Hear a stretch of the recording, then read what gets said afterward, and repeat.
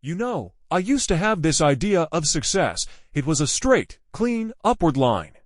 You work hard, you get better, you succeed, simple, but then life happens, and you realize that line isn't straight at all. It's a messy, squiggly, chaotic scribble full of peaks and, more importantly, deep, dark valleys. And the thing that kept me stuck in those valleys longer than anything else wasn't a lack of skill or opportunity, it was the fear of failure.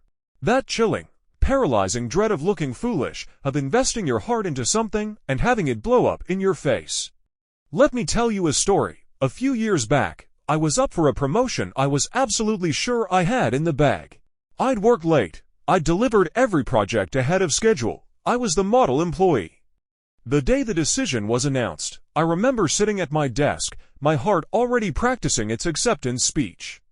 And then my manager called me in. It wasn't me. They gave it to someone else. The walk back to my desk felt like a mile-long march of shame. I felt exposed, humiliated. I spent the next few weeks just going through the motions, convinced that my career at that company was over. That failure wasn't just an event, it became my identity. I was the person who didn't get the promotion.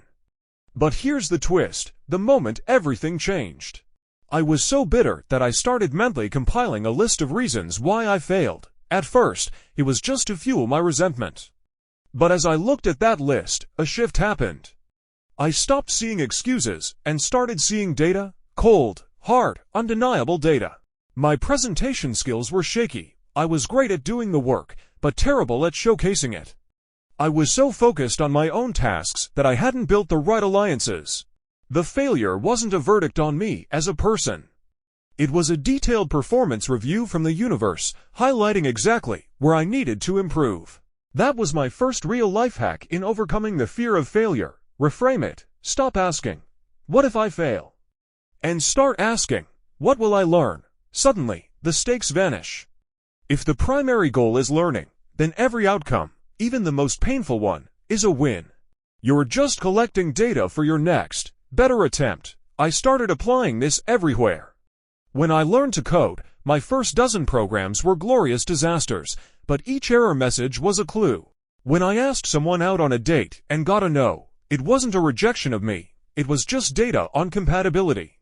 This mindset turns you from a fragile vase, terrified of being broken, into a rugged leather boot, designed to get scuffed up because that's how it gains character and proves its worth. Your failures are not stop signs.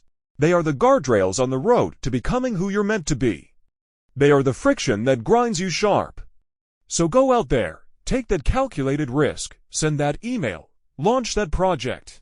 And if you fall, and you will, don't lie there in the dirt wondering why you're such a failure. Get up, brush yourself off, and read the message the ground just left you. It's the most valuable text you'll ever receive.